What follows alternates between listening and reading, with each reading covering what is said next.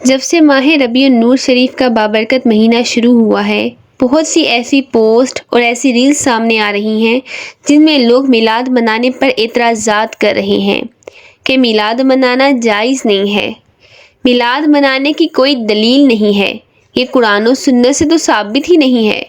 لوگ پوچھتے ہیں کہ میلاد کیوں مناتے ہیں؟ اپنے آقا سے محبت کے لیے دلیلوں کی ضرورت نہیں پڑتی۔ اگر آپ کو آپ کے آقا سے محبت ہے تو آپ کو کسی دلیل کی ضرورت نہیں۔ اپنے آقا کی آمد پر خوشی منانے کے لیے آپ کو کسی دلیلوں کی ضرورت نہیں ہونی چاہیے۔ کیا 14 اگست منانے سے پہلے آپ لوگ دلیلیں مانگتے ہیں؟ 14 اگست تو سب خوشی سے مناتے ہیں۔ کیوں مناتے ہیں انڈیپینڈنس ڈے؟ کہ ہم آزاد ہوئے ہیں۔ کس چیز سے آزاد ہوئے؟ غلامی سے۔ سب گرین کپڑے پہنتے ہیں، یہاں تک کہ بچوں کو تیار کرتے ہیں تاکہ انہیں پتہ ہو کہ ہماری آزادی کا دن ہے۔ جب ہم 14 اگست منانے کے لیے کسی دلیل کے قائل نہیں تو اس آقا کے میلاد کو منانے کے لیے، اس کی آمد پر خوشی منانے کے لیے جس نبی کی آمد سے دنیا کو ہدایت ملی، غلامی سے آزادی ملی، حقوق ملے، جس نبی نے ہمیں اللہ سے ملنے کا راستہ بتایا، جس نبی کی محبت ایمان کا حصہ ہے، پھر اس نبی کی آمد پر خوشی ہم کیوں نہ منائیں؟ اگر دلیل کی بات کرتے ہو تو اللہ سبحانہ و تعالی قرآن مجید میں سورہ یونس کی آیت نمبر 58 میں فرماتے ہیں، قُلْ بِفَضْلِ اللَّهِ وَبِرَحْمَتِهِ فَبِذَلِكَ فَلْيَفْرَحُوا هُوَ خَيْرٌ مِّمَّا يَجْمَعُونَ۔ اللہ پاک فرماتے ہیں کہ تم فرماؤ اللہ ہی کے فضل اور اس کی رحمت پر چاہیے کہ خوشیاں منائیں، اور وہ اس خوشی جو ہے وہ اس تمام دھن دولت سے بہتر ہے۔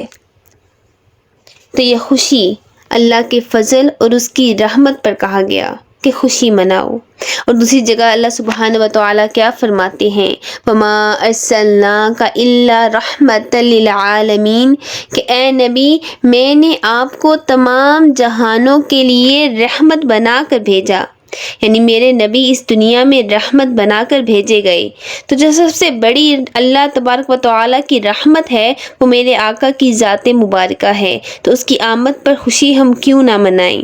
جب اللہ نے ہم پر اتنا بڑا احسان کیا کہ اللہ سبحانہ و تعالیٰ نے ہمیں اپنا محبوب عطا کر دیا، تو اس کی خوشی منانا ہمارا حق ہے، بلکہ وہ خوشی ہر خوشی سے زیادہ افضل ہے۔ اس کے علاوہ بہت سی حدیثیں، صحاح ستہ کی بہت سی احادیث میں اس کی دلیلیں موجود ہیں، لیکن بات پھر وہیں آ جاتی ہے کہ جو عشق والے ہوتے ہیں انہیں دلیلوں کی ضرورت نہیں پڑتی۔ اور اکثر جگہ میں نے یہ بھی پڑھا کہ نبی پاک صلی اللہ علیہ وآلہ وسلم کے زمانے میں کب میلاد ہوا کرتا تھا؟ تو عقل والو، یہ زمانہ کس کا ہے؟ یہ زمانہ بھی تو میرے حضور کا ہے۔